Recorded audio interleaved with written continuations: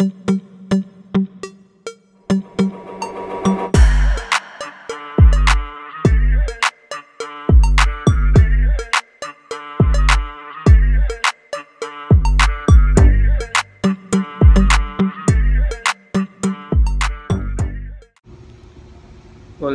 CRS mga boss, new arrival to kay Japan Portal.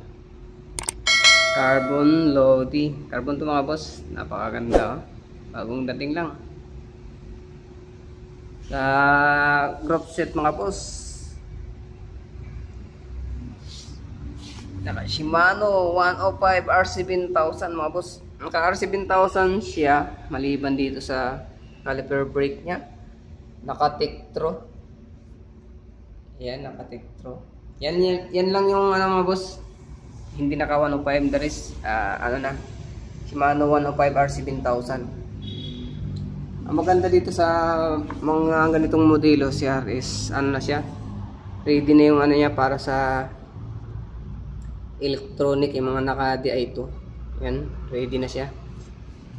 Carbon pala to. Sa issue ng bike mga boss, dahil surplus na to, maliliit na gasgas.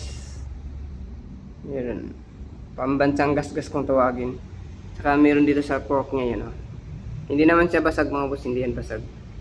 Talagang ano lang siya, gasgas. Saka dito, yan oh. Kulay lang na natanggal.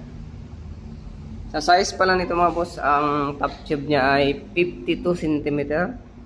Ang seat tube naman niya ay 48, small size to mga boss. Yan, may nakalagay din dito si Harry sa top. Sa saddle niya, Pro logo, may nakalagay na rin dito Colnago, logo ng Colnago. Sa seat post niya, Colnago rin, mga boss. May nakalagay na dito Colnago. Sa wheel seat niya, naka Shimano RS10 mga boss, naka RS10 yung wheel seat niya. 700/23C, naka Panaracer yung ano niya, gulong. Naka internal cabling na rin, yung maganda dito, naka internal cabling na siya. Nandito yung signature ni Colnago. Sa stem niya, naka Dida 90mm yan mga boss. Yung top cap niya, Colnago na rin, pati yung headset Colnago na rin yan mga boss.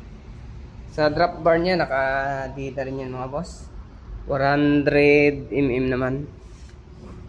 Ano, 105 R7000 yan. Ang ganda mga boss.